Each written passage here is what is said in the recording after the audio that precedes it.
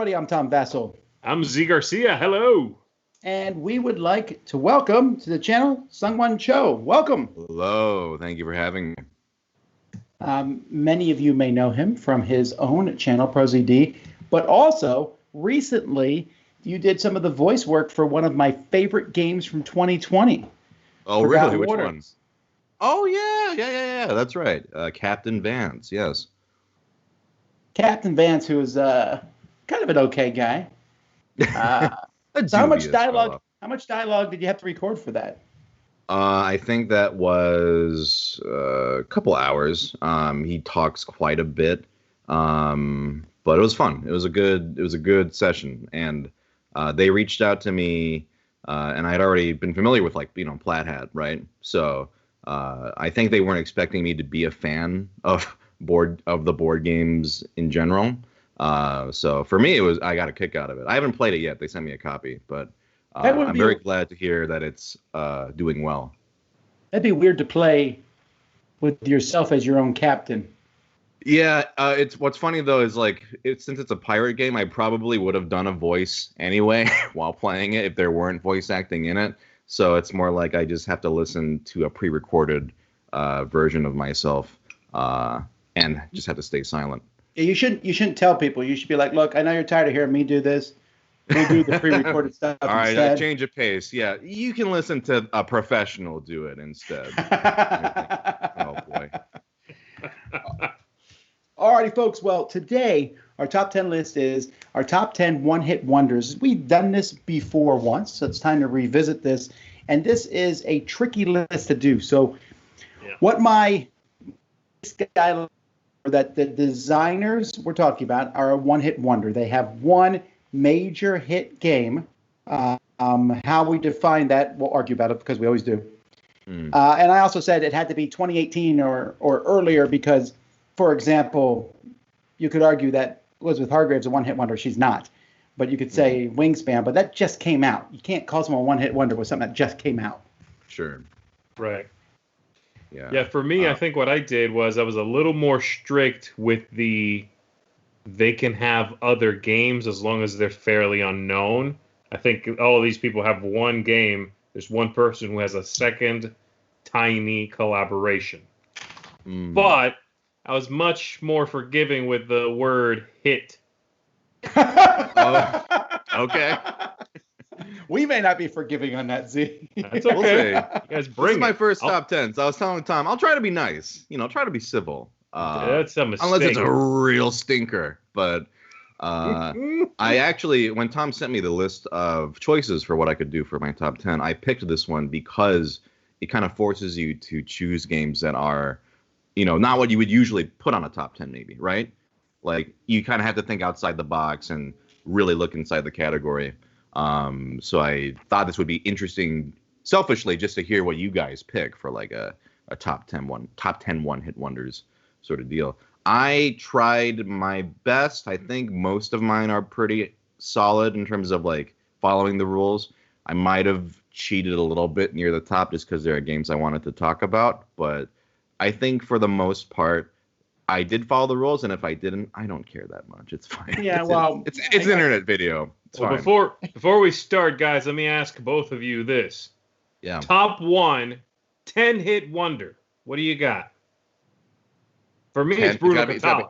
It's got to be 10 exactly, or 10 games that you like. Somebody who's made at least 10 hits. I don't know. For me, it's Bruno Catala. I like Uwe Rosenberg. Okay. I refuse to answer just a stupid question. No, that's ridiculous. I respect that question. Thank you. You're a coward for not answering it. Word play at its best. Let's move on. Okay, well, just to clarify, for my list, I actually pushed myself, and I went back to 2016 although there's several from 2016, and I put mine in order of how much I liked the games. Yeah. So my number one is the game I like the best. 2016. That's the oldest game? No. What I meant was I said a game couldn't be, it had to be 2018 or earlier. I made it go back to 2016, just because when I was narrowing down the list. No. I did it to myself. A little bit of the impressing. I also think I have one crossover with Z. Gosh, I got to see. I think my newest game is not that new. My newest game, I think, is from 2014, and the oldest is 2002. They're old. Mine is probably like on the cusp of like 2017 December or something. I have no idea. Like, maybe I'm more of the cult of the new. I don't know, but there's definitely newer games on here. This was a really hard list for me to put together. Widespread. Because there's so many games. I just started going through my favorite games, and I can eliminate. Okay, Knizia did this. Rosenberg did this. That's easy.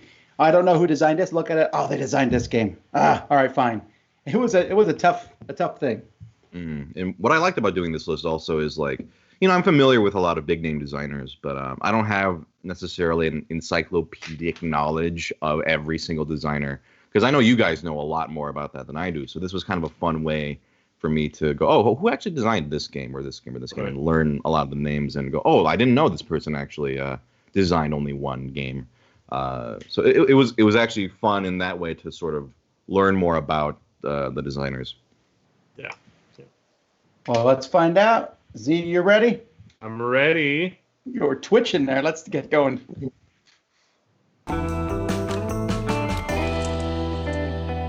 Number 10.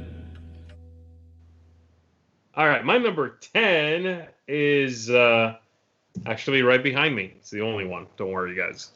It's right here. It's a game called Gaius, I think, or Geos, or something like that, from René Wiersma, or something sort of like that. I will apologize now for all of the names. Hey, at least I'm saying it. I probably won't say most of them correctly. This is a tile-laying game. Like I said, it's got triangular tiles in it, and you are building up continents. You sort of play as an omnipotent figure, and you are building continents, creating populations on those continents, breaking continents apart, merging different clans or groups, and they fight it out, and only the stronger one on the board wins. All of that kind of really mechanically translates into a game that's kind of like stock manipulation. You are seeding a color. That's the group of people on the board. So I might pick blue, and this continent seeds blue. I could take a blue cube at the beginning of every turn. But if they ever get overtaken by another growing population, I've lost my investment in that. It's super mean. It's a very confrontational game. I think that's partly why the game, I don't think, did that well when it first came out. But it's clever. It's I'm surprised. That's what you're saying. What's that? So you would call this game a hit. This game's a hit, baby. This is a hit of design. This is a design hit. I'm not going for box office hits. I'm going for artistic hits. This is your indie darling. Like, I think all these are gonna be Z's indie darlings. I was gonna say, this is not his. Yeah.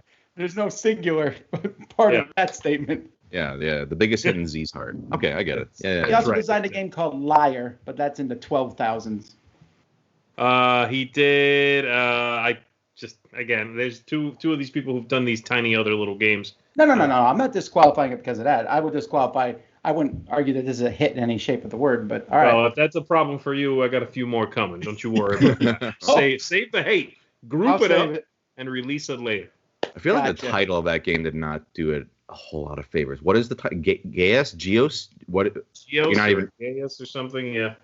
Is that the name of the country or something? Or? I believe it's 6 Hios. 6 Hios. 6 of them. Yeah, after 5 Hios. Yeah. 5 Hios was great. That's, I think. 5 Hios was a card game. When they finally made the board game, it was 6 Hios, yeah. Which I thought was an ambitious direction to take it. But it wore him out. That's the last thing he did. So no more Hios after that. 0 I Hios. actually do enjoy that game, so I will give you props on that. It sounds cool. I'll have to check it out. You won't. Oh, I think if I see it. So now, right? Yes, so my number 10 is a game I have very mixed feelings about, but I begrudgingly admire, and that is Kingdom Death Monster, designed by Adam Poots. This is a game that normally I would despise because it's so full of random dice rolls. You roll a 1 and all your skin gets torn off, or you roll a 3 and you no longer have eyeballs. Like, that's It sounds like I'm exaggerating, but that's pretty much how the game kind of goes. With that said, some of the most like memorable experience, because I don't own the game. I'm not the Sounds fool who owns the memorable game. already. Yeah, no, yeah. Like my friend owns the game and kind of got me to play it because I was like, I don't know about it. But with that said, very memorable experiences with the game. Compare it to something like Gloomhaven, which I love. I love the battle system in Gloomhaven and all the mechanics, but the story, I am falling asleep at the table. You never lose your skin. Yeah, you don't lose your skin, right? You keep your eyeballs, you keep all your body intact. Like, what's the point? So, like, I've played, 40 dungeons of Gloomhaven. I don't remember a whole lot about the plot, but with Kingdom Death Monster, the battle mechanics are actually really satisfying. I love the mechanics of, like, if you land hits on the monster, the deck runs out and they run out of sort of attacks and maneuvers they can do. That and the whole world building of the game is really satisfying because you have this civilization, and as you go through the Lantern Year, like, different events can happen, and you can, like, have kids, and, like, different afflictions and horrible things happen, and you're just trying to survive. It has a very, like, you really feel like you're barely getting by the skin of your teeth. Like, one example of a memorable story in it is our first game. I had a character named Steven, and I won't name him. Listen, he managed to survive, but this is a family-friendly channel, so he fought a white lion and ripped off a body part of the white lion, and as a result was paralyzed forever by the counterattack.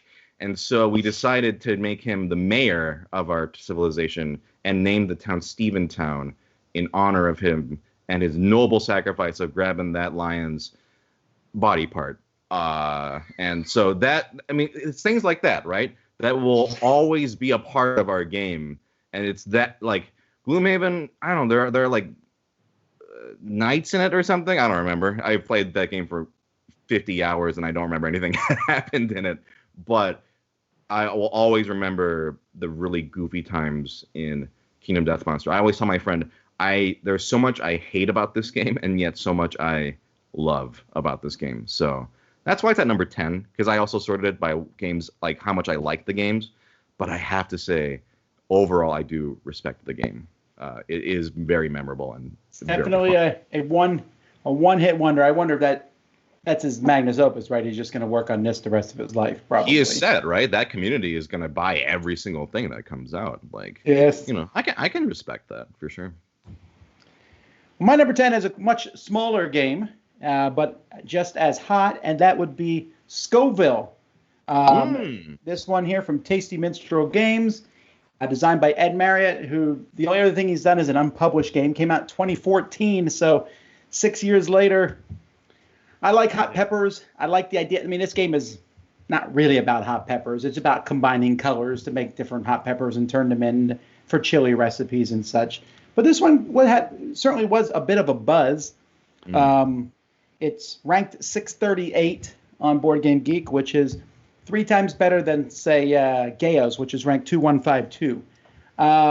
So very popular compared to other just random games. What's up? That's right. Where's Vicious Fishes at, Tom? Where's Vicious Fishes at? That's not on the list. Scoville was on my short list. I do like that game.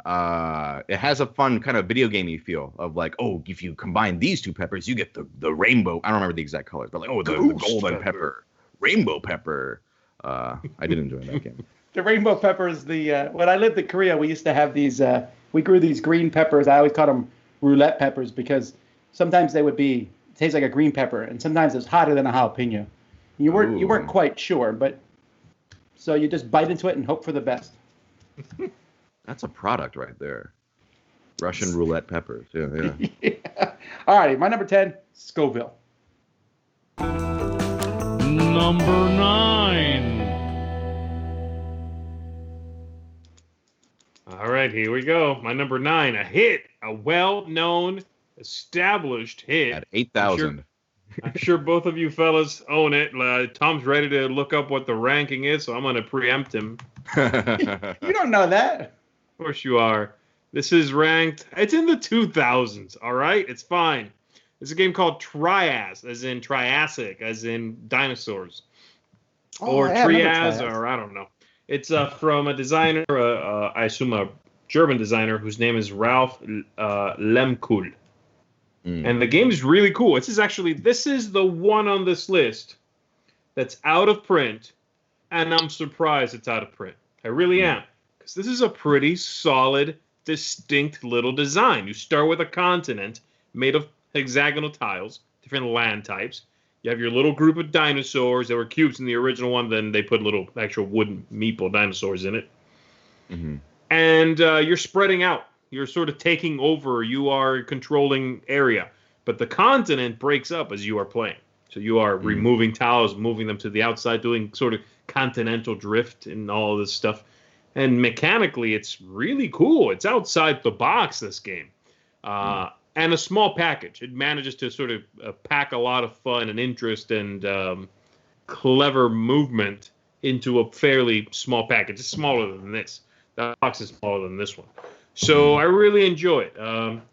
Trias or whatever is a neat game. I am surprised it's out of print, and I would recommend this one's a little bit. This is a bit more of an acquired taste. I think you have to. Not everybody's going to like that. I could see anybody who likes middleweight Euro games liking this one. So I do recommend if you see it, pick it up. So there you go. It's my number 9 pick. Trias was the first game I remember that had wooden pieces that weren't cubes. They had those little wooden dinosaurs. And this was back before people idiotically called everything something eeple. They weren't calling them dino meeples or whatever. What did they call cubes back then? Oh, they were just wooden pieces. Cubes. But I remember when this came out, people were like, it doesn't have cubes. It has little dinosaurs. It was like this big, exciting thing. Like dipoles or something? Dipoles, yeah. There's no name. Loaded dipoles. Yeah. Dinopoles. I'm wearing a dipole right now. All right. TMI. Let's see. After your story, that was TMI? Listen. We're going to talk about lions' body parts. We're going to talk about dipoles. It's all upward from here. My number 9 is Quadropolis by Francois Gandon. This is a fun, light, sort of city-building, tile-laying game where you're trying to score points depending on like different categories. Like some of them they score based on level, and some of them score based on adjacency. You're trying to fill them with energy and put your little people in there. So it's very light, very fun. I love the look of it. I think it has a very nice, charming look to its art, and just simple enough. I think that game even had like a basic mode and then like an advanced mode, from what I remember. And I was like, we don't need to play we can play the advanced mode, I think. But I'm glad that includes a basic mode for kids and for beginners, right? I'm not implying that all people who play basic mode are children, but it's good for children, so I can appreciate that. But yeah, just a fun, simple sort of, I'll try to score as many points as you can and that kind of thing. I enjoy it. Quadropolis. This was definitely on my short list. That's a good one. Quadropolis. This is a good one. I'm not sure if I thought of it, but it's a great pick. All right, my number 9 was just announced that it's going to be reprinted. And this is from Doug Eckhart, and that's Tammany Hall. Originally came out in 2007. He's done a few really tiny little games other than this one. But Tammany Hall, a lot of people were excited about this game of corruption in New York. Something that's a thing of the past. We don't have corruption nowadays. But back in the day, there was corruption in politics. I know it sounds like a fairy tale. But Tammany Hall is all about that. Am I getting too close to the line there, Z? All right, I'll back down. Stop it. Keep going, Tom. Push it. Tammany Hall. It's a pretty mean game, and I'm really looking forward to seeing the reprint from Pandasars. So, any white lions in? We're hitting all the third rails body today. Parts off of corrupt politicians. You cut their ears off, I guess. Oh, okay. Number 8. My number 8 is the OG dead bag building, or I guess it's bag deconstruction game. This was way ahead of the curve. Thebes, in which you go digging in the sands for stuff in a bag, and you put your hand in there and pull tokens out. This is from Peter Prinz. It's the only game that's come out for Peter Prinz. They did Thebes, the card game. It's the same game, basically. I didn't realize. I missed this one. Yeah, it's this was a looker. This is a very pretty game. Came out from Queen a long time ago. Actually, I think he self-published originally, and then Queen picked it up and put it out in a really lavish production. It is a family weight game. Yes, it's going to have some luck. You are excavating in the desert in various places. You do put your hand in a bag, shake it up, pull out tokens. There's a cool mechanism in which you are deciding how many days you spend digging, and there is a time track. If you spend an entire week, say 7 days digging, you will pull out more tokens, but then you might sit around for a while other players spend the weeks that you just jumped ahead on until they finally pass your piece, and then you're back in. So it plays with time in a really interesting way. I know there's other games that do this kind of thing. This is the one that jumps to the forefront of my mind when it comes to that time management deal. You're always, whoever's in last place always goes next. And I like it. I no longer own this one. It just wasn't coming to the table. But I would have no issue recommending it to someone looking for an easy game to get into, and they enjoy this theme, the archaeological, world trekking, old world, kind of 1900s trekking kind of vibe. So there we go. Thebes, my number 8 pick. That's a good choice. That should have been on my list. Good job, Z. There's Thank always you. something satisfying also about pulling stuff out of a bag, like quacks or something. I think I've heard you mention this game. It does sound fun. Yeah, it can definitely be also kind of punishing if you spend more time than somebody else and just get hosed. But it's that kind of game. Yeah, it's kind of lucky. Gotcha. My number 8 is Tobago by Bruce Allen. It's a deduction game where you're going around this island, and as cards are played to the board, the locations for different treasures are narrowed down and narrowed down and narrowed down based on little cues that tell you where the treasures might be. And you're basically just trying to race to those spots and trying to dig them up. It has a fun sort of like, take that thing where you can be like, if I play this card, then it's nowhere near you anymore. It's only near me. And then it'll leave like a solitary cube or whatever. And there's fun little mechanics like these idols that turn around, and other, like, you have like special little powers and stuff. And then in these quarantine times, actually, there's actually a pretty solid version on Board Game Arena you can play. Okay. Yeah. And it actually will. It's kind of nice because if you play a card, it automatically takes off all the cubes for you. That is good. Like I almost am like, this is kind of better. But yeah. Sometimes what's nice about Board Game Arena, I'm not promoted by them or anything. I'm just mentioning. By the way, sponsored by. Sometimes when they can like do the bookkeeping for you, that's really nice. Especially if like you're trying to teach the game to new people or whatever, and it just takes away some of that busy work. I think that's a nice plus to some online versions of games. But I like deduction games a lot, and I think this one has a fun theme and not too crazy to learn. So that's my number 8, Tobago. Nice. I figured we'd hear about Tobago today. I'm sure it could come up again. Very good game. Mm-hmm. My number 8 came out 2016. Yeah, I know, but I have some 2016 games. And this was an abstract strategy game, Santorini. This is done by a designer who goes by the name Gord with an exclamation point. His actual name is Gordon Hamilton. He's done a few small card games. I do like his little game called 12 Days of Christmas, but he's not known for them at all. He's just known for Santorini. It's a great abstract strategy game with over-the-top production, and somehow managed to find its way into big box stores. Really has a wide reach, this game. But yeah, I considered this. I looked it up because I knew it was one of his. I thought it was his only game. I would disagree with this. Well, two things. First of all, Santorini came out in 2004, so it's a much older game than you're saying. 2 years, but okay, fine. No, 2004. They reprinted in 16. Well, The original one is much older. well, that makes it even better then. It does, You're but giving him cred, man. I Thank am, you. but he's got other games. I discounted him because he does have other games. He's got King's Kilt, 12 Days of Christmas. That was already 2, and I wasn't. Those are feeling it. but they're in the 8,000s. Oh, that's where your number ones are. But for me, Right. Oh, You were Now, less no one's ever less heard of strict King's about no, you were no less one ever- strict about them having a single design and more about them having one hit.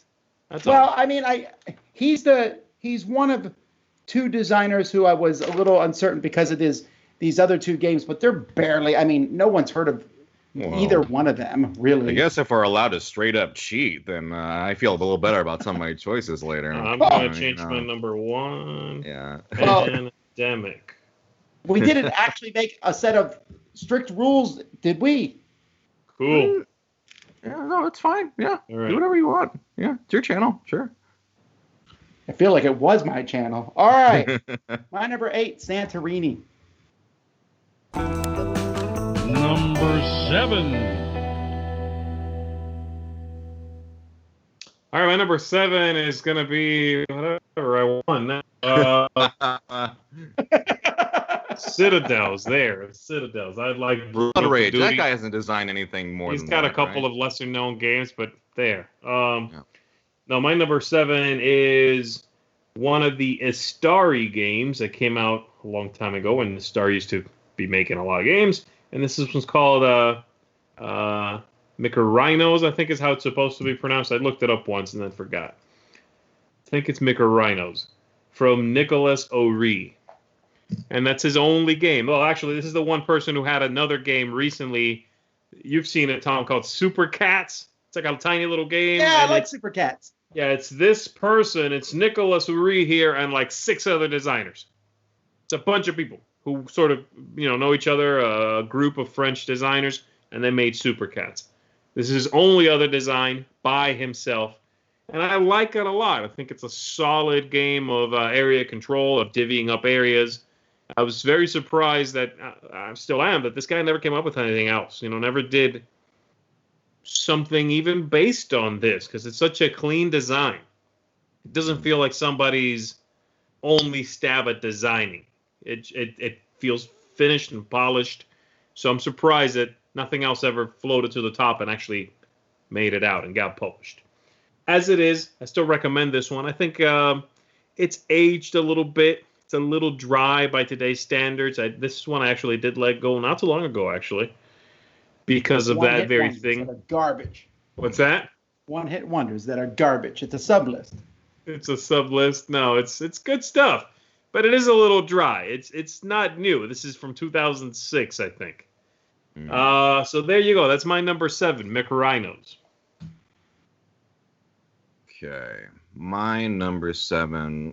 It's okay if he's designed like 20 other games, right? Yes. Okay, gotcha. Cool. That's what we said. Now, this one is Snake Oil. It's a party game, very fun sort of improv party game where you have somebody has a role, like each turn, like, oh, I'm a babysitter, or I'm a senior citizen. And then in your hand of cards, you have like words, and you can combine 2 words together and try to pitch a product, like monkey basket or space pipe or something like that. And you just try to pitch it as best as you can, and whoever they think is the best, has the best pitch, wins or whatever. It's definitely a game that not for everybody, especially if you're kind of like shy or not so much into improving or whatever. But if you can get like a good selection of people who are all game for it and all, it's like a welcoming hey, we just want everybody to like shine, right? It's not a game, at least I hope, that you're just gonna be like, oh, I gotta win this, like I gotta crush the competition. It's about I would never want to play with you. Playing with? No, I don't play with those types of people. When someone brought this to New Year's and I had not played it, I'd heard of it, and we had a great time. Like everyone was on fire. Like even people who I thought like might not be as much into it. I think we had a nice welcoming atmosphere where it's like we just want everyone to be fun, funny and encouraging. And so I think if you have an environment like that and people who are willing to sort of play that sort of game, It's a really funny game. I had a great time. I might pick it up myself, although my friend owns it, so I don't know if I need to. But regardless, I deeply enjoyed that experience. So Snake Oil. I don't know if I said the name, Jeff Ox. Nice. My number 7 is a true blue one-hit wonder because it's his only design, Henry Stern, and the game in 2005 is Vegas Showdown. This is just straight up. It was very popular, still very popular. It's been reprinted. It's consistently in and out of print. Someday someone who makes good quality components will reprint it to all of our joy. But until Hasbro gives up the rights to it, we're stuck with what we got. But it's a solid game. I really like this idea of building your own casino, the bidding against other people. It still feels fairly modern, even considering it's 15 years old now. Right. I really like this one. This was an easy one to put on the list, Vegas Showdown. Yeah, good stuff. Number 6. All right, my number 6 is going to be, I think, guys, the last one that you're allowed to give me grief for because it's not a Because we've heard of it, maybe, or not heard of it. Not heard of it, right? This is it. After this, you've heard of them. I believe this is pronounced Trieste. And it is from a designer that goes by the name of Matthew Ma. In this one, this is a 3-player only game. It's a card game. And in it, each player is going to be playing a different aspect of the city. So one player is the city watch, represents the city watch. Another player is a merchant, and another player is a thief, or represents a group of thieves. And it's a card game. It's a simultaneous selection card game, in which each of those 3 prongs affects the other 2 in different ways. Everybody has their own winning conditions. Everybody is affecting the other 2 players in different ways. So the city watch is going to be stopping the thief from acquiring things from the merchant. But if they don't, then the thief can steal from the merchant. The merchant can mess with the city watch. It's neat. It's got these sort of cool ideas in play. And I loved that this designer, his only design, is very thematic. It's very outside of the box the way it deals with that. There's not that many games until Root came out and put the idea of you are doing very different things from everybody else at the table. There were not that many games that did this. This one does it. And I would have loved to have seen Matthew Ma go back to the drawing board and come up with another game that did a similar thing. Or maybe even an expansion where you pulled one of the 3 parts of the city out and added in a new part of the city, But alas, there was never anything else for it. This one also would be nice if it got a reprint or a nicer edition. As it is, I like it. I think it's neat. It's hard to sell a 3-player game, though, man. It is. It's just 3. Though they sell 2-player only games, How's the complexity different on it? No, it's light. It's a light game. It's light game. It's really light. Gotcha. But yeah, I like it. You've played this, Tom, right? I do. I like it too. It's just that I know you said they sell 2-player only, but there's a lot of times where you have 2 players. 3 doesn't work with 2. I don't know. It's just a weird thing. I know it's unfair, but I get what you're saying. Question for both of you: what is sort of your ideal number? I mean, obviously there are different 4 games. 4 is yours. I actually don't mind 3. What did you say, Z? 3? 3. Yeah, 3. Yeah, I think 3 is actually a pretty good number. Usually, I mean, I'll do 3 or 4, of course. But if it's 3, it usually makes the game go faster. Right. So That's I do. True. I can get a lot of those bigger Euro games played with 3. Oh, especially if it's a bigger Euro game, 3. And they work really well with 3, right? It's a little bit less downtime. I like just about everything in a 3-player game. I like any aspect that can develop. Like, be mean to someone. You better watch yourself, or you'll ignore the third person. They'll just lap you, right? I like politics. I like the push and pull of managing 2 opponents. Yeah. I like like you said, going around the table quickly. I don't know. Yeah, 3 just sings for me. Most games that play 3 well, that's the way to go. Yeah, I think that's my sweet spot as well. Number 6 for me is a game called Unfair by Joel Finch. This is an amusement park themed sort of card game where you're building like attractions with blueprints and stuff, and then it's called unfair because you can do like little mean things like send like a safety inspector over to somebody's park, or like close their park. I forget the exact names of the cards, but it's that sort of the idea. It's very cheeky, but basically at its core, it's just a very, straightforward, like, you build attractions, and then you got different themes like pirate theme or gangster theme, and you're trying to like get income and build more things. I think this also holds like a soft spot for me because this was a gift that my wife got from her, I believe her brother, and it's one of those games. Like, I mean, my wife is usually down to play most games, but that's one of the games where she gets excited to play. I think because it has like that sort of attachment to her. I'm not saying it's like an amazing game, but I do enjoy the game. Like when I play it, like it's pretty fun, and I do get a lot of satisfaction out of building up your different rides and hiring different people for powers and stuff. Yeah, so number 6 for me is unfair, and I think the cheekiness. It's not too mean because my wife doesn't like really aggressive, like, take that or haha, I ruined your thing. But it's enough where there is player interaction and it's interesting. So that's number 6 for me. It's not one I've ever played. I've seen it. I know what you're talking about. I've just never played that one. Yeah. I wouldn't say rush out, but like it's fun. I don't think you'll have a bad time with it or anything. It has really good artwork.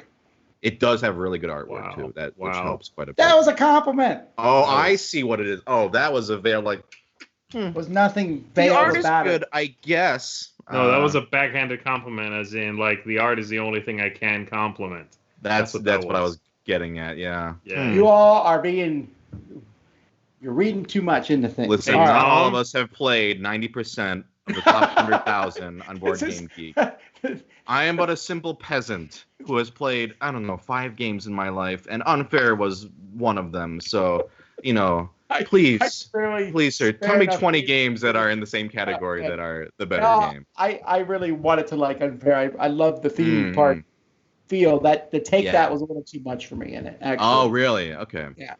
Maybe we were just too nice to each other in whenever we play, but. Well, I think you could play that way. It only takes one person to throw the wrench in. So you play with mean people, or are a mean person? If you met my game group, what you're talking about. Anyhow, my number 6 is from Chris DeSarkolis, and he just designed a game that just came out now called Alice in Wordland, which I don't think is ever going to be that popular, unfortunately. But the game I'm talking about is When I Dream. When I Dream, the party game, which I think is extremely well done. And in fact, it reminded me they had one of the most brilliant marketing sequences ever at Essen a few years ago. They were promoting this game. When I Dream, one person's sleeping and everyone else gets clues, but some people are lying to you. You have to figure out who. But they had brought a bed to Essen and were wheeling it around with a sleeping person in it. And then that person would also wander the floors and just lay down in the middle of Essen on the floor and go to sleep with a pillow and everything. And then people would stop and take pictures. It kind of bordered on creepy. But it was a good gig. I'm going to pay you to just sleep in the middle of this convention hall. That's a nice gig. I think sleeping in public, though, is a very different thing. People come up and stick their fingers in your ear or something, Where have you been sleeping, Tom? Yeah, what kind of people are you sleeping around, Tom? Sticking fingers in your ears. People respect my ears when I sleep. Well, y'all don't. When you have kids, you can get woken up in some very, very unusual ways. Okay, that's totally fair. That game was it's on my to-play list right before all this happened, all the pandemic, because I'm literally staring it over. There's a stack of games. I was like, all right, can't wait to get some people over. Have not played this game yet, but I've heard great things, and I'm excited to try it. And I Dream. It's good. Number 5. It is crossover time. I am crossing over with Mr. Vassal. Wait, what? I was not expecting. Oh, Vegas Showdown. Vegas Showdown from Henry Stern was your number 7. Is my number 5. I agree with everything you said. This is one of the worst produced games on this list. Unfortunately, because the game I actually think is one of the best games on the list, and I agree with you wholeheartedly. Will somebody please pick this game up and reprint it with good quality, and maybe throw in a little pizzazz? Henry Stern's got to come up with something by now. Yeah, I agree. It's a good game. Good bidding, good tile laying, kind of, city building, if you would. You're building a single casino, but same vibe. I've played this one quite a bit. Actually, I used to play with my parents a lot, and they got into it too. It's not mean. It has that confrontation of outbidding someone, sort of I'll pay more, so you got to get out of here and go bid on something else. But that's basically it. You're then focusing on doing your own thing. Yeah, I'm ready for it to have a little more content, like I said. But other than that, it's a sweet family game. My number 5, Vegas Showdown. Yeah, it's not on mine, but would have been in like my short list. I don't think I'm as enamored with it as you guys are, but I do think it's very good. Just unfortunately not enough white lions in it for me to attack. So well, if you try to cheat the 3-player game, you may run into some body part issues. It's true. What? Okay. I'll leave it at that. You know what? I'm gonna reel that one back. Just move on, man. Just move on. I don't think Tom realizes what body part we've been. Tom is that a moron? Well, that's Tom. But okay, let's not talk about it any further. Let's move on. Number 5 is a little tiny game called Alchemists by Mattis Kotri. And when I say tiny, it is not tiny at all. It is pretty heavy. It is another deduction game where you are combining potion ingredients, and you have an app. It's like an app-based game where you're using the iPad to combine ingredients, and you're trying to deduce what different potions these ingredients make, depending on the chemical properties of ingredients. That's actually the part of it I like the most. On top of that, there is this very big competitive sort of like action-based game where like you're competing for who goes first, and then you're like doing different actions. Like you can test your potion on a student, or but you have to pay money, or you can drink it yourself, but then you might have to suffer penalties. And you're also like trying to like the key mechanic of the game is you're trying to get, I think it's like reputation or something, and you're trying to get theories published first before other people go like, okay, I think this potion has this, I forget the exact terminology, but these ingredients or whatever. And some of your tokens are like almost like false tokens where they don't penalize you if you're wrong at the end of the game. But some of them, like the gold star theories, which are hidden, okay, I'm pretty sure that this is correct for this. And if you're right at the end, you'll get more points at the end. There's this whole like exhibition at the end of, okay, let's reveal all the answers and see. And that in itself is pretty fun to see, like, oh, I was so close on that, or oh, I was completely off on that, or oh, I put that theory there just to mess with you guys. I don't know what that was. Like, I just wanted to panic you guys. It's fun. It's a little, I feel like it could be, I mean, my personal taste, I mean, I'll play any type of game despite how heavy it is. But for the game, for what I like about it, which is the deduction aspect, I could take or leave some of the heavier elements of it because it is a long game and there's a lot to learn with the actions. But overall, I had a good time. It was actually a game that I looked at the Board Game Geek Complexity and I was like, I don't know. But I tried it and I actually really enjoyed it a lot. And I think having the app helps a lot too. It's really fun to have input the little things and go ding, or see, and you have this screen where you keep track of because of that result, this potion can't be these, or this ingredient can't be these elements. And it's just kind of like narrowing down each ingredient by that sort of deduction system. It's fun. I enjoy the game quite a bit. Yeah, this is one that's been recommended to me in the past several times, but by several people, and I've just never gotten around to it. But that's the main thing that's kept me from it, is that I heard it is kind of long. It is long, I will say that. But It depends on how much you like that kind of deduction mechanic. If you like that a lot, I think the game will be worth playing for you. If you're not so hot on it, then maybe I don't know. Maybe I think I'll like it. All Yeah. right, my number 5 is a big giant space game from Cody Miller in 2014, and that's Zaya. Now, he did make a little game, Tabarua, about surfing, but no one's ever heard of that one. He's basically the Zaya guy. That's right. Zaya is just a solid game. I keep needing to play the expansion for it, and Roy keeps telling me I need to play the expansion for it, but I love the idea of exploring. I love the idea of a sandbox space game. This game feels unique and different than almost every other game on the market. It just has that, hey, this is an independent guy, made his own game, and it turned out to be a lot of fun. So, unless you fly into the sun. And it's got good production values, too. Like, he knocked it out of the park. That's his first thing. But, like, he's got the little miniature spaceships and the painted whole thing. Spaceships. Yeah, you know, it's cool. The game comes with painted spaceships? Yeah. It's one of the few things nice. that does. How heavy is the game? Because I've been interested, but I haven't played it yet. 3 or 4 kilos, maybe. No, it's not. There's a lot going on, and I will say the rules I thought were fairly dense. Okay. They are getting better in explanations, but so I would like mid-heavy, like around that range, or I would go even maybe a little higher than that. I would definitely watch a video on how to play it's pretty heavy. Okay. It's got, I would say so. I think that once you play it, it's not so complex. It's just that there's a lot of rules, a big rules dump. Just watch out for the sun, like Tom said, because you can fly right into the sun, which kills you. Oh, you could fly right into the sun the first round. Well, you could also be warned to always look before you leap. I don't want to be told what to do. If I want to do that, I'll just not play board games. That's, I admire that spirit. That zeal. I know. Yeah. That's how he gets out of playing any game. I'll say, this is the rule. It's like, well, you can't tell me what to do. It kind of ruins half the game. If I wanted rules, I'd go do something else. Yeah.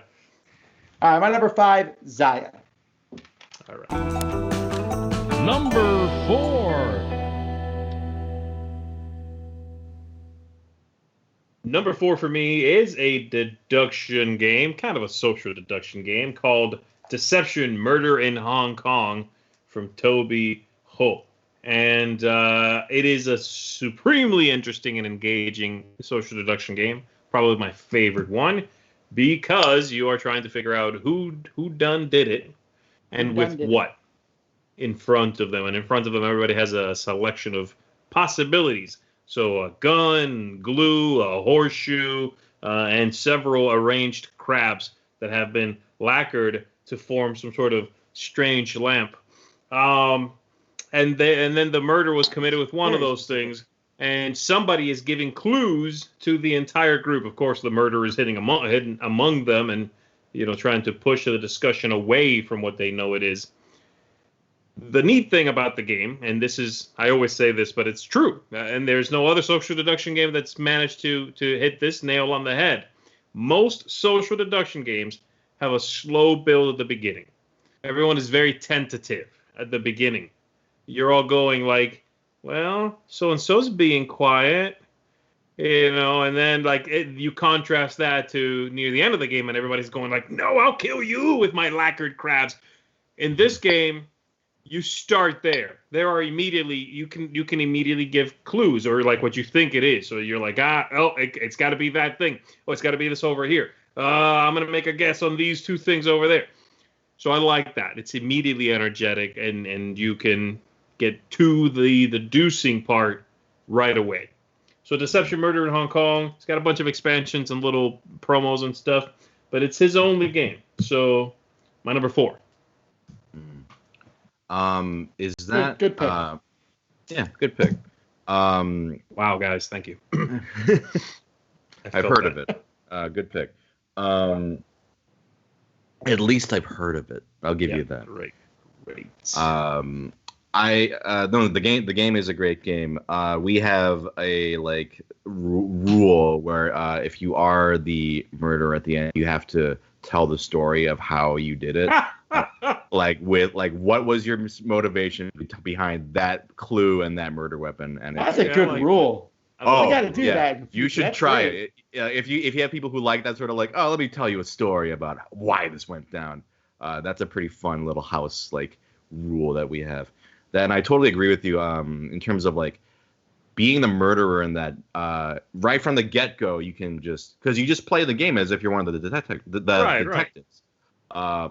I would say on a scale of like nervous, because I don't get nervous playing traitors or whatever, but for a lot of people do. But on a scale of like Spyfall is like the worst, right? Yes. That is like the most difficult traitor game to be the traitor. But I'd say Deception is one of those games that you can just, anyone who's even playing it for the first time knows what to do. So it's a great game. Nice. My number 4 is a game I recently played for the first time, and I loved it, and it's Targi. It's by Andreas Steiger. It's a 2-player game where you have this board of tiles, and you're putting your little people or meeple around the edges, and it's this fun sort of like, hey, if I put my meeple here, then you can't put your meeple facing my meeple. And wherever the meeples intersect, not only do you get to do the actions where you place the meeples on the tiles on the outer edge, but you also get to do whatever they intersect. And you're trying to like get resources so you can build these sort of like, were they like tribe cards or whatever in your sort of little tableau or whatever. Although I do like the theme, like, you know, I think a lot of themes are very boring for me, but I actually think this one is an interesting theme. So yeah, when I played the game for the first time, you know how you play a game and you have that feel of, oh, this game's great. Like even when you're like 2 turns or 3 turns in, that's exactly. I was like, oh, I love this game just very early on, and it just kept getting better and better because it's that great thing of like, okay, like I got to do what's best for me. But I don't want, you know, the other player to like get all this good stuff that they need. It's this great balancing act of being mean, because you can be so mean in that game. But you also want to make sure that you're getting what you need. That and all the mechanics in the game are just fun. It's such a well-designed game. And also on Board Game Arena, there's a pretty solid version on there as well. I think because a lot of people ask me like, I want to play board games, but I can't right now. So I just go, you know, I know a lot of people like Tabletop Simulator and like Tabletopia, but Board Game Arena for me has kind of automates a lot of stuff. So it's a, God, it sounds like I'm being sponsored. No, I'm not. No, but I get it. I agree with you because it holds you to the rules, right? Yes, and yes. It's not pretty, but it's functional. I've had great success teaching just because a wide variety of different experience levels with board gaming people with that site. But anyway, Targi, fantastic 2-player game. Yep, that's a good one. That's a good pick. All right, Tom, what game are you talking about that's on BoardGameArena.com? Is by Charlie Catino, and this is the last iffy one because he's had his hands in a few CCGs over the years. But this is the only board game on his list. Also why I did not pick him. And this is Nexus Ops, 2005. This is. You say, what board games has he designed? Nexus Ops. No one says Duel Masters CCG. So, well, maybe those people would, but it doesn't matter. Nexus Ops, the great... Duel Masters fans are going to go after you, my man. They're going to crush your power. You just lost 0.1% of your fan base. I love Nexus Ops. I really am mind-boggled why more people can't make these light dice-chucking monster fighting games, you know, troops on a map type thing. It seems like there would be an audience for that sort of thing. Right. And there's so few of them. They're either, here's a game with 700 million rules, or it's a Euro game. So I like Nexus Ops a lot. 15 years later, still going strong. That's a good one. I mean, I think it's a great pick. I didn't pick it, and I'm being a little facetious. I don't care if you pick it, but I thought about it because I knew it was one of it. I thought it was his only design. I looked it up, much like I looked up Henry Stern. They were in the same line of games, both from like New Fantasy, Avalon Hill. But I saw the CCG stuff, and was like, no. I've actually played that Duel Masters game. Yeah, but the Duel Masters is ranked 8,330, which is pretty far down. Z looked at us like, I have standards. I take this seriously. For me, yeah, no, it's got to be 14,000 and below. I consider no longer a hit. It's got to be Vicious Fishes and below, basically. That's right. 13,000. What is it? 13,000 something. No, it's in 14,000s, I think. It's now I'm gonna look it up. It's 14,372. It's time to. Have you talked to BoardGameArena.com about bringing that back? You know, that would be a hit on that site. By the way, have you tried BoardGameArena.com? Call me.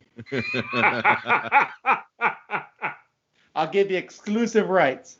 Yeah, I'm sure they're tripping over themselves to call you. Wait, I gotta take a phone call. I'll be right back. It's ringing now.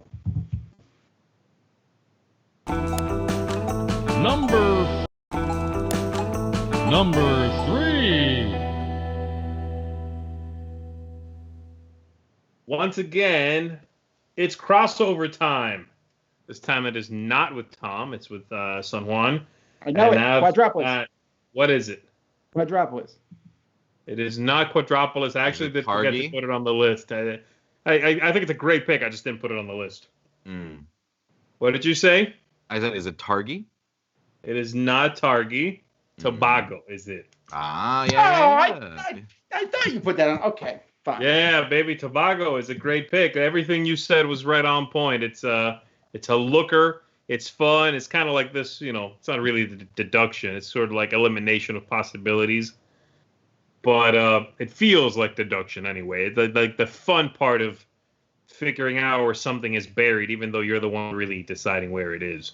Right. Doesn't matter. It's still fun. You're, driving your little Jeep around the jungle and the desert and all this stuff.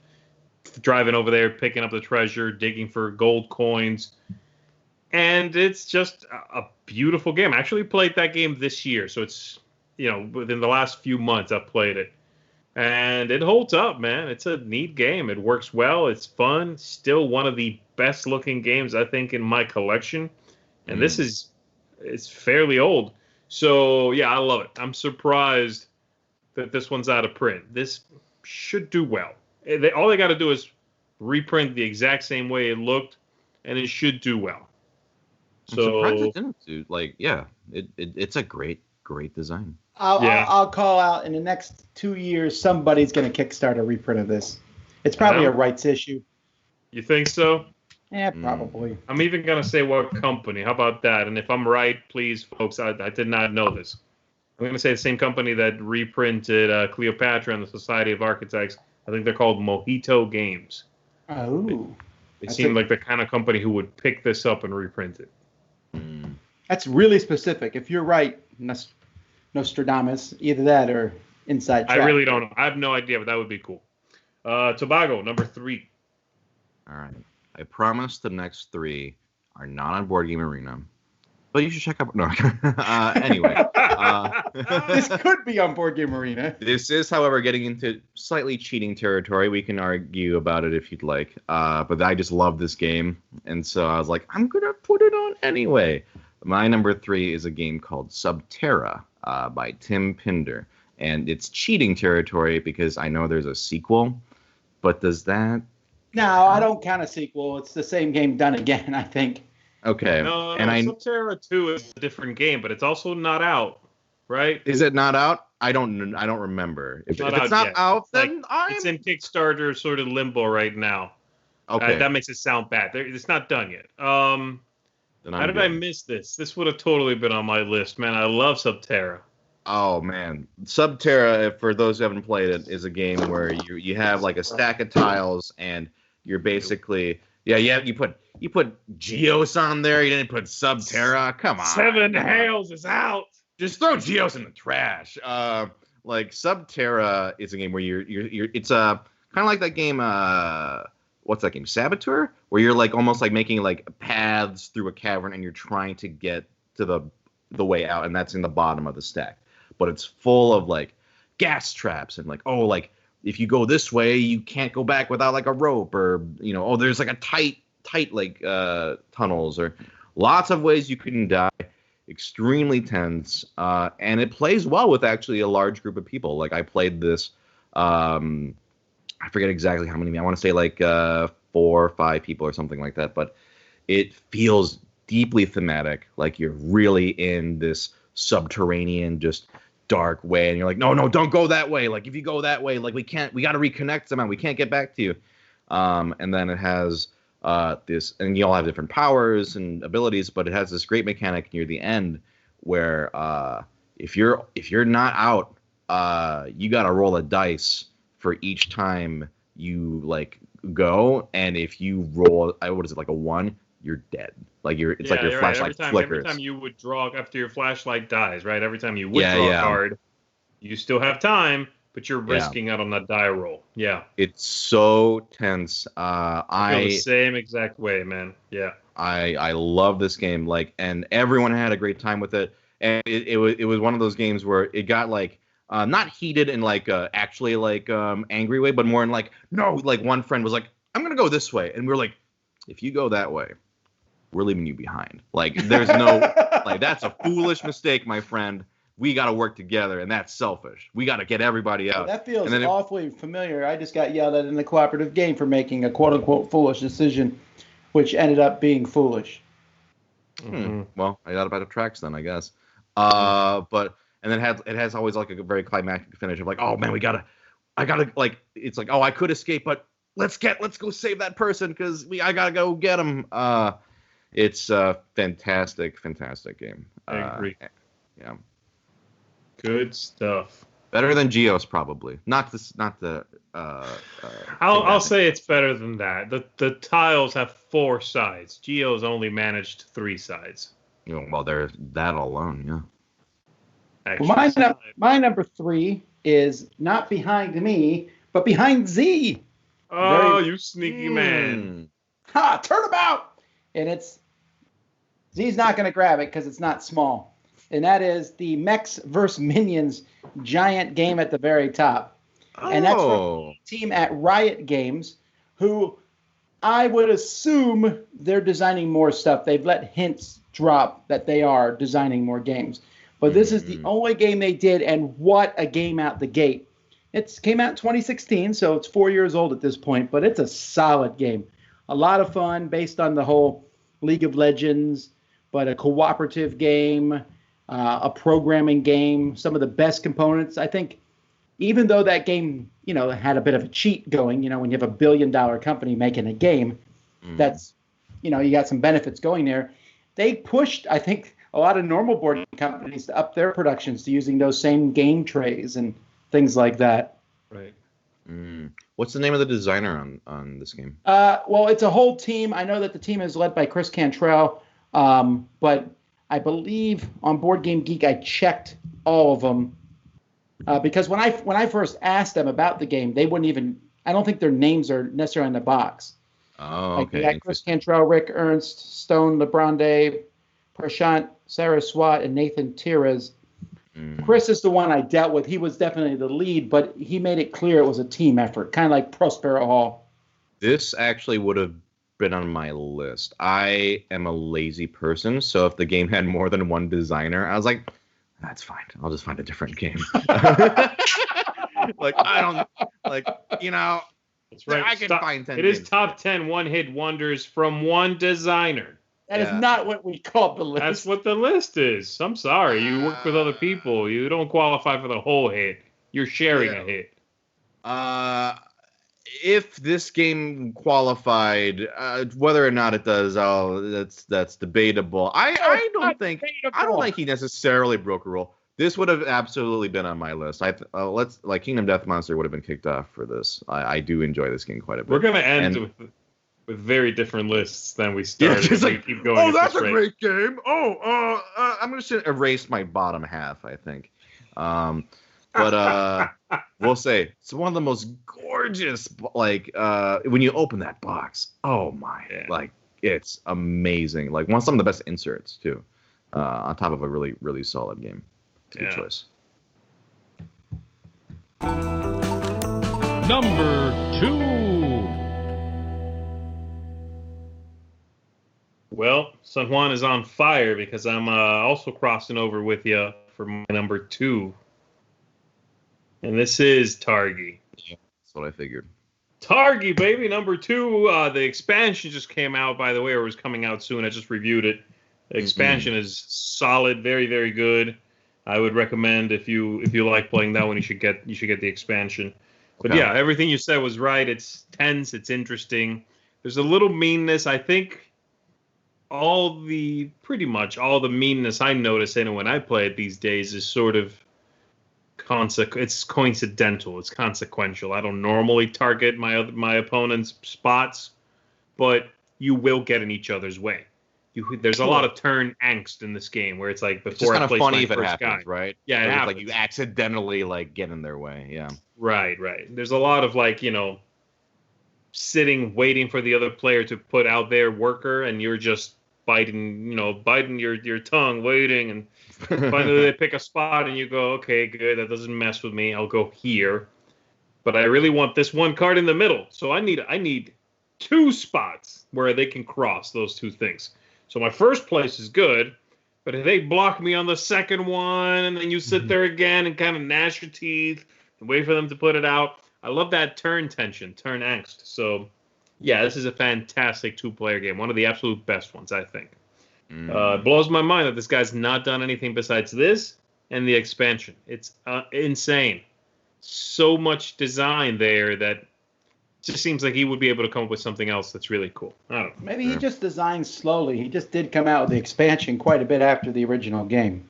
It has been out for a while in German only, but you're right. It is not a lot of content. It's sort of slow content. Well, I was going to make a joke. Huh? Oh, go ahead. Make your joke. No, I said I was going to make a joke on my number 2 and say that we have a 3-way crossover because I assumed Targi would be Z's number 1, but it's also my number 2, Targi. There it is. This was an easy pick, right? You go through and go, an amazing game. It's his only game. I mean, this is the very definition of this list, right? It is. No one's arguing over him on this list, but it's such a great game. I'm so irritated because I have the Z lent me the expansion, and I was in a position with 2 people, and I was like, all right, I got the game ready to go, and a third person popped in, and I was like, all right, we'll play Targi later. Just what we said, 3-player games. 3-player games is where it's at. All right, so both our number 2s are Targi. Nice. And I realized I could just watch the video, but since I have you here, what does the expansion add? Just like new tiles or new just give me the very brief. That is lazy, man. Come on, I need that click. I'll watch it later. No, it's fine. No, the expansion is kind of, it's kind of like Targi 2.0 more than an expansion. It's really how it feels. It completely switches out the clans deck or whatever. Like you can remove the entire deck and you put in a whole new deck with new effects, new abilities, and you switch out some of the cards on the outside. Okay. Not all of them, but some of them. And so it's going to play somewhat differently. It also adds like this new side activity you can choose to do instead of going to one of the outside cards with your little Targi guy. You can just take one of these special super strong cards.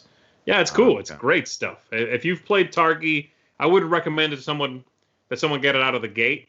Like I wouldn't say like, oh, buy the game and the expansion at the same time. That's crazy. Because they're kind of 2 played different the game games. A lot. What's that? Because they're kind of 2 different games, right? Because it kind of replaces the game. It's almost like I see. Yeah. I doubt I'll go back. That's what I mean. It's sort of guts so the original game and says this is the new Targi. If you've played it a lot, I would get it. Yeah. All right. Well, I drove Roy crazy by jumping the gun there. Sorry to give my number 2 and for jumping you, but we'll go back. What's your number 2? I guess I'll forgive it for a 3-way crossover. But my number 2, and so I guess if sequels are not cheating, then we're good. My number 2 is one of my favorite games, and it's a game called Aeon's End by Kevin Riley. I love cooperative games, and I love deck-building games. And to me, this is one of the most fun, kind of eye-opening deck-building games I had played in a long time. I know he's co-developing a game that's not out yet, so I'm good on this list. But it's one of the most I prefer it 2-player. I think that plays the best, but it's very satisfying. You have to work together, because the bosses are very difficult in this game. I love the mechanic of you don't shuffle your deck, right? So you can kind of almost manipulate and manage your deck in a way and kind of make it okay, if I put this card first, then I'll make sure to get it later, or I'll get these cards together. That's great. The cards themselves offer really fun powers. The monsters are just absolutely excruciating to fight and just constantly coming at you. You never feel... There's only one boss in this game I felt like that was pretty easy experience.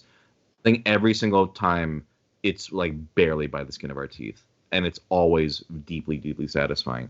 I was very impressed, and I've played that's one of those games where Marvel Legendary, I buy everything and I play everything. So every expansion, a lot too. There's a lot. I played I forget what it's called, the second set, and I played the Wall of Legacy, and then I have the newest one, which lets you put the treasures in from Legacy, or that mechanic anyway. I forget the names of them, but New Age or something like that. But there are a couple games that I'll always just to have more content, because it's also one of those games that's great because you can just swap in cards, right? I'll play with these weapons or spells and these items this time, and this boss. I love expansions where you can just, and I have a randomizer as well, of course, where you can just, every game is going to be completely different. Right. So that's my number 2, Aeon's End. Highly recommended if you like deck building games. And finally, number 1.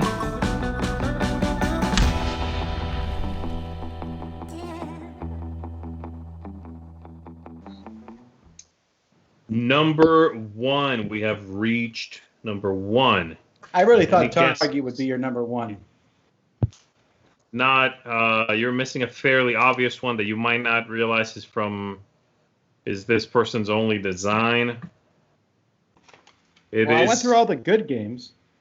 You did? This is a game originally from, I don't know, 2012, I want to say. And then this was reprinted recently, just last year. In a much bigger... Atlantis Rising. There you go. Atlantis Rising is my number 1 from Galen Sissel. It's his only design. Again, came out some time ago. Got reworked, got reprinted. I think this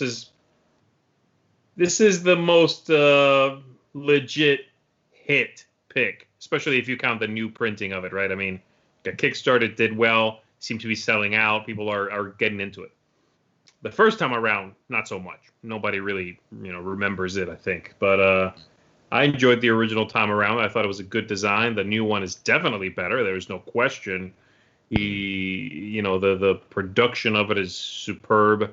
There's more development that went into it, of course. He's grown as a designer, though this is still his only design. And I'm surprised by that, especially seeing as to how he's back in it. You know what I mean? He's brought the game back, reworked it, put it out again. So what else is coming? Now, he might be working on something. I don't know. But this is his only design so far. Atlantis Rising is a co-op game in which you are trying not necessarily to keep Atlantis from sinking. That's going to happen anyway. You're trying to build a machine, a portal, to carry you and your people to safety before that happens. That's kind of the idea.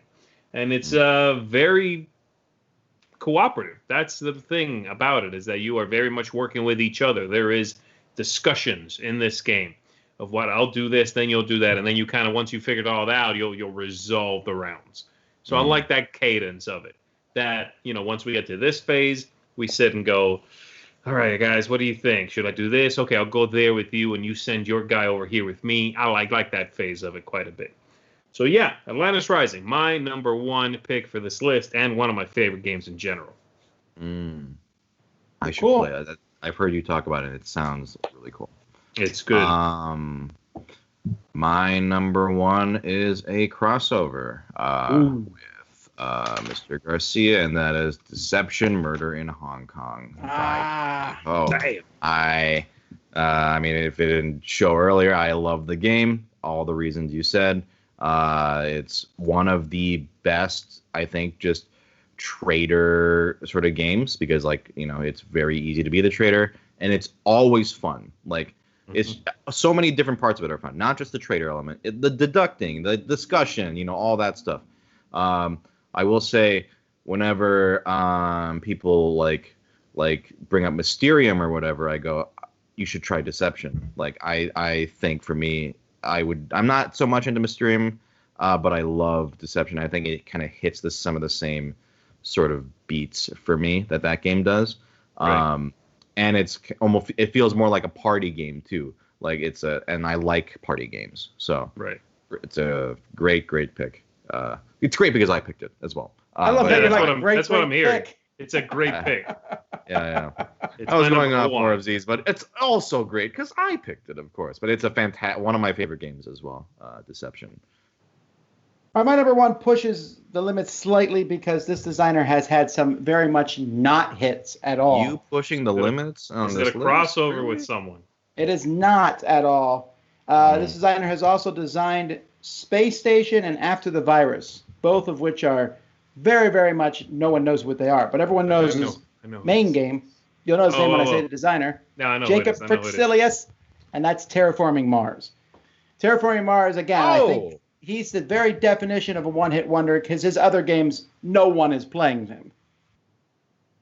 I didn't put this on. Listen, I didn't put this on because I saw he had other games. Right. Yeah. So you follow the rules. No, listen. Yeah. The definition of a one-hit wonder of someone who makes music doesn't mean they never wrote another song. It means they only have one hit. That's what this guy has. How do we qualify a hit? Yeah, I feel like I asked myself that question. That's how I qualify it. Do whatever you got. Well, my list is valid then. Yep, it's a good list. No, that's a fantastic game. If we just could do whatever we wanted, then sure, it would be Quadropolis would be kicked out along with. Again, my list is transforming before my eyes. Once I realized the rules didn't matter.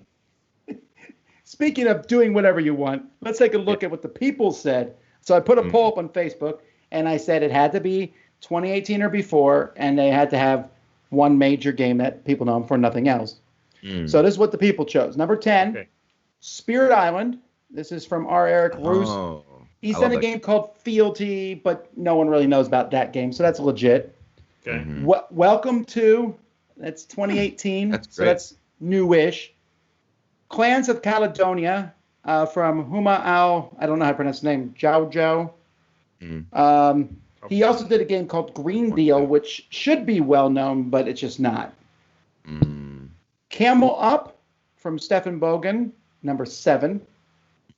And then for some reason, the people for number 6 picked Wingspan, even though that's clearly a 2019 game.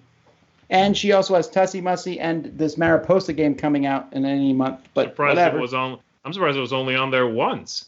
I understand Wingspan needs to win everything. All right, number 5, people put Love Letter from Seiji Kanai, but I don't know. The man has done like 40 games. What are they talking about? Lost Legacy. Yeah. Hey, just right now, people said. He came out with a new game since we started this list. Yeah. Number 4, they put Targi. So they agree with us there. Good. Number 3, Zaya. Okay. Number 2, Clank, which Paul Denon is the designer of. He also did Clank Clank in Space. And then he did that new game, Eternal, which you weren't a huge fan of, Z, but... I don't remember. Okay. It was kind of like Space... Anyway, you didn't like it. Doesn't matter. He did design another game then, right? Well, Clank in Space is essentially a variant of Clank. I'm not going to fault him for that. Did that one have more than one designer then? I'm trying to think why this isn't on my list. What, because I love Clank. Yeah. Is it too because I'm lazy, or is it because he designed another game? Well, I'm less lazy, so let me look it up. Sure. That's rude to your guest, Tom. No, because you probably popped it up and saw that he had 24 things, although they're almost all Clank expansions. But he also had Clank in Space and Eternal Chronicles of the Throne. It might have been Eternal. Okay, give me some credit, Tom. I'm giving you credit. Even if it said 24, I clicked it. Expansions I know don't count. Clank would have been on mine, but yeah. All right, and then the People's Choice number 1, was Terraforming Mars, which I feel like validates me, even if they did pick Love Letter and Wingspan. But that's not the point. Yeah, no. Did they not pick Gaius? How did that happen? I'm actually going to go look it up to see if anybody picked Gaius, because I can tell you how many people picked each thing. Oh, you got this right now. Hold on this. All right. What's overall, that's a good list, though. Again, if I were less lazy and didn't care about the rules, then my list would probably look pretty different. Well, I'm glad this is out of date as soon as it's up. I'm happy for that. Well, that's true, right? Because I went and looked at the list that we did last time, and several of those designers that we talked about have done another game since then. So yeah, but that list took some time to be wrong. This one's wrong as soon as we're done streaming. That's what I'm saying. As soon as we heard the names, they were wrong. What were some examples of designers that came out with good stuff since then? Oh, that's a good point. Let me pull. When was the last One Hit Wonders video? It's been years, man. Right, Tom? Well, yeah, I usually don't do them. It was in. Well, let's see. We put Gangnam Style as our thing here. Wow, Oh, you mean the thumbnail? Yeah. Gangnam Style was the thumbnail. It's 2016. All right, so we put time stories. I put Duel of Ages, but you keep making fun of me, so I didn't do it this time. Stockpile. The guys who made Stockpile also made two more games. The superhero one and a couple other games. Deception Murder Hong Kong, Nexus Ops, Vegas Showdown, Manhattan Project, but he came out with a couple other things. Mm-hmm. Twilight Struggle I put in the list, but they just came out with Imperial Struggle. Mm-hmm. And Jason Matthews has also done a pile of other stuff. Mm-hmm. Yeah, you have Atlantis Rising on here back then, Z. Yeah. Your list is almost the same. Is Gaius on there? No, he pulled that one out of the depths of somewhere. Gotcha. Let me tell you about this lion I fought. Listen, if it's got a line you fought in, then I'll play it. That's the only criteria. SungWon, thank you so much for coming on the show. Really good choices. A lot of fun. If people want to see more of you, where would they go? Sure. If you ProZD, PROZD is my channel. You can just Google that and you'll find me on Twitter, YouTube, all that fun stuff. Otherwise, I do a lot of voice work, so in animation games like Borderlands 3 or other things you were kids might know. I don't know. Depends on how interested you are in video games and animation. But otherwise, yeah, just ProZD is where I'm at. Folks, thanks so much for watching. We'll see you all next time. Until then, I'm Tom Vassell. I'm Z Garcia. And I'm SungWon Cho. Have fun gaming. Peace.